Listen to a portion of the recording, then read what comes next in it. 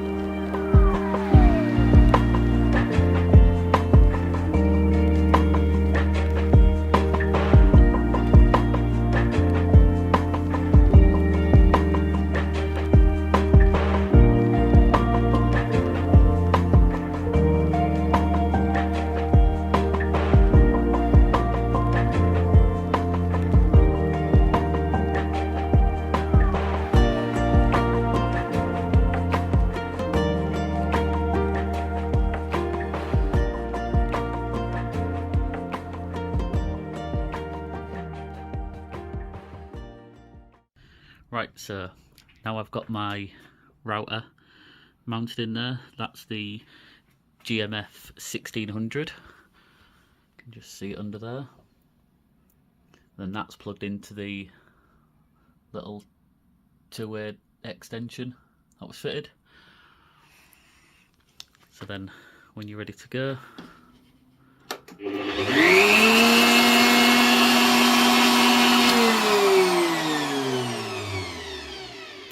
and that cuts the power, and that's already been disengaged, and if the power's to come back on, the router won't start again because it's gone through the safety switch. Well, yeah, so that's the Bosch RA1181 converted to 240 volts. Got any questions? Pop them in the comments below. Cheers.